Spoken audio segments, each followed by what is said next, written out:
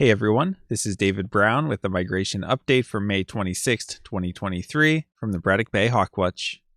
Kim and I started out at sunrise at the Charlotte Pier. The highlight there was a laughing gull, which you can see here standing in front of a great black-backed gull, which really shows the difference in size between these two species. Remember that great black-backed gulls are the largest species of gull in the world.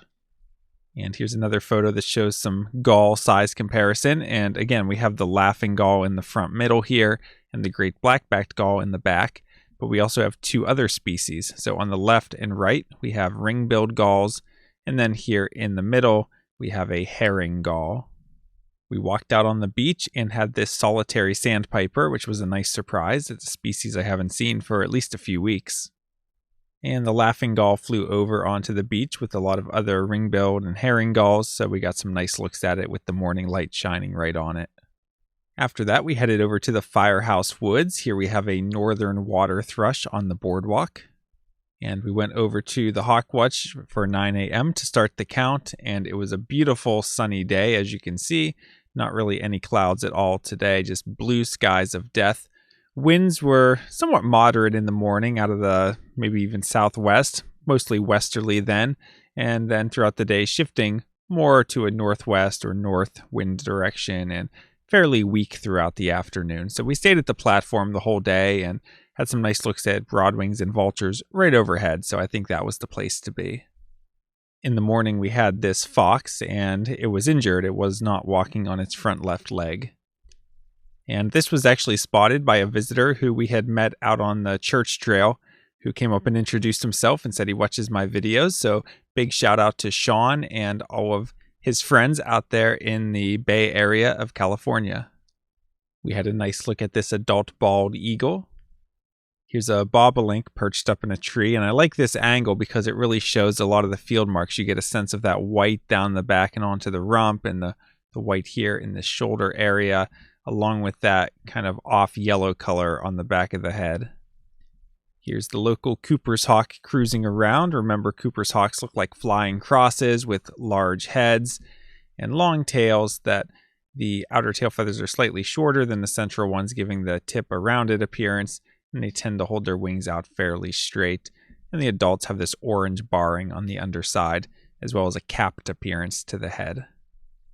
And it was up to its usual shenanigans chasing a turkey vulture. And one more look at the Cooper's hawk chasing the turkey vulture. But the chaser shall become the chased. Here we have a red-winged blackbird chasing the Cooper's hawk.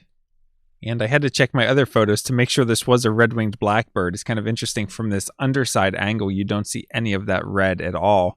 I guess that's just on the top side.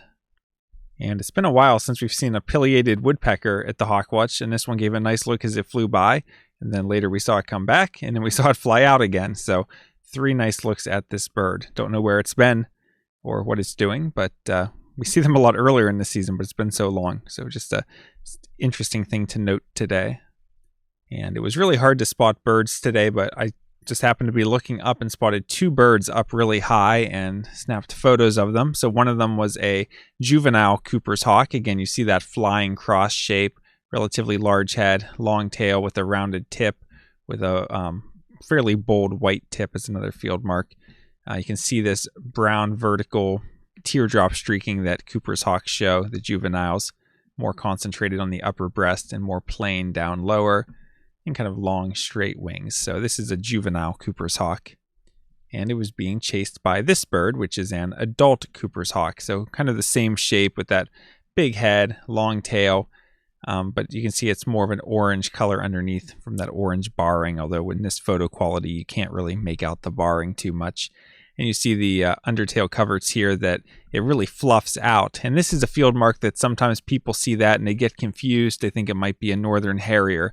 But this is something that they do when it's kind of a territorial thing. So when they're chasing another Cooper's hawk out of their territory, they'll really fluff these white feathers out on the side of the tail. And they'll also do a really slow, exaggerated flap that makes them look a lot bigger than they actually are. And you'll see that in both the spring and the fall. And here's a bald eagle with a fish. And Sean had walked over to his car and put his camera away and then had walked back just to give me his business card. So I had his contact info and said, of course, when he didn't have his camera, that's when the bald eagle with the fish would fly over. But we told him that he would see it in tonight's video. So here you go, Sean. Here's the nice bald eagle with a fish. This bird was doing a nice display flight up in the air, but by the time I could get my camera up on it, it was going away. But see if you can figure out what this is and what are the main field marks you're looking at. So we can't make out too much other than it's really white on the underside overall, and that the tail is dark with a bold white tip. So this is actually an eastern kingbird. They always look like they dip their tail in white paint. Here are 3 broad-winged hawks from a small kettle that we had.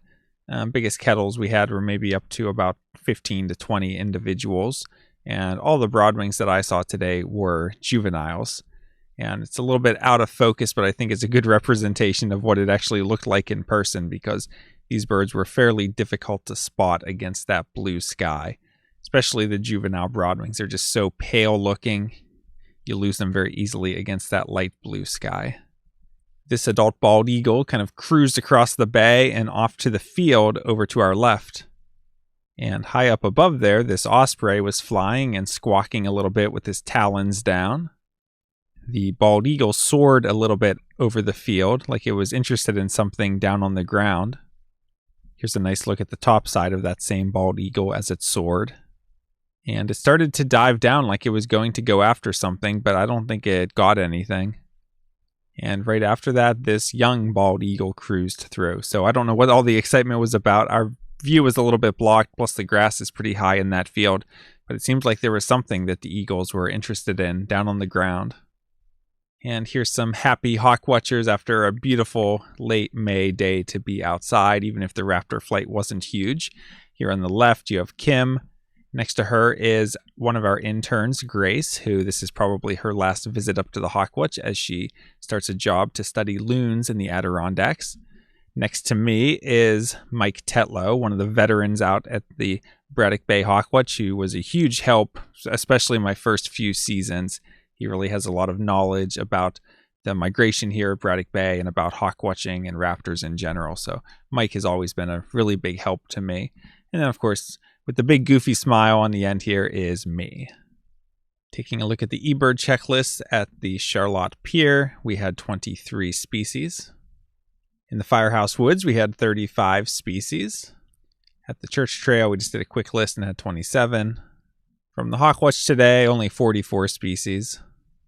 Taking a look at the HawkCount report for our migrant raptor totals, today we had 148 turkey vultures, 1 osprey, 9 bald eagles, 1 northern harrier, 1 Cooper's hawk, 78 broad-winged hawks, 3 red-tailed hawks, for a total of 241 migrating raptors. That brings the May total to 12,449 and the season total to 49,274. There were no new species for the season today. And taking a look at the forecast for tomorrow, it's looking sunny with a high around 70 and light northwesterly winds. So kind of similar to today. We'll probably stay at the platform and would expect light to moderate migration. So today, decent number of broadwings moving, especially in the morning, and a pretty light but steady flight of turkey vultures, a couple moderate-sized groups. But again, it will probably be difficult spotting with those blue cloudless skies. For Sunday, looking mainly sunny again with the high in the mid-70s and a light north-northwest wind. So overall similar conditions, would expect somewhat similar results. And for Monday, it's also looking sunny with the high in the mid-70s and sort of a light northeasterly lake breeze. So expect light to moderate migration. We might have to move to Frisbee Hill on that day. We'll see. And we also had a group of visitors today that were from different organizations that played a part in the Braddock Bay habitat restoration and various projects that included building that barrier island and also building the channels and potholes to help restore the marsh. So really interesting people, some really important people, and it was interesting to hear their information about that project and for us to share information about the raptor migration with some of them. It's looking like really beautiful weather for this Memorial Day weekend. And we don't have the good southerly winds that we might like, but it's fairly light winds, even if they are going to be northerly. So would expect it to be pleasant days to be out hawk watching. We should be seeing birds, hopefully get some good opportunities for photos.